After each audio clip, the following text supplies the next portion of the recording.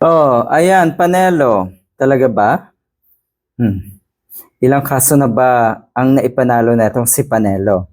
At ang malaking katanungan lalo, ilang kaso na ba ang pinatalo mo, Mr. Panelo? At napakulong or nakulong ang mga kliyente mo.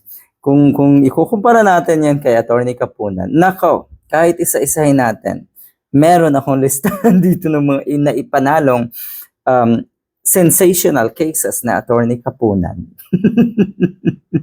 Ibig lang sabihin yan, maliwanag sa sikat ng araw, maliwanag po sa sikat ng araw, na walang binatbat ang mga katulad ni Panelo kumpara kay Attorney Kapunan. Natural lamang nakakampihan niyo po yung mga bata kuno na lawyer ni Sara Duterte. Natural.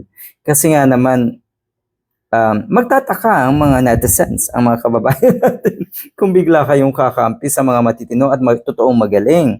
Dahil para sa inyo, ang dapat kampihan ay yung mga walang binatbat. Katulad ni na Christine Ferrer na mukhang kahit isang high school student ay matatalo sa pagiging articulate.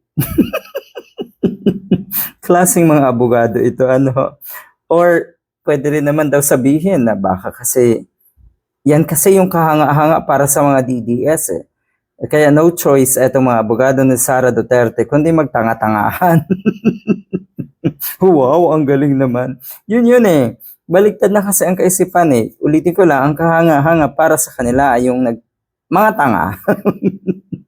Oh, in interview itong si Attorney Lorna Kapunan, tinanong siya kung ano daw ang kanyang opinion sa sinabi nga ni Panelo na magpahinga na daw siya dahil gurang at matanda na daw si Attorney Kapunan. Sino ka daw, Mr. Panelo? Yan ang kanyang kasagutan.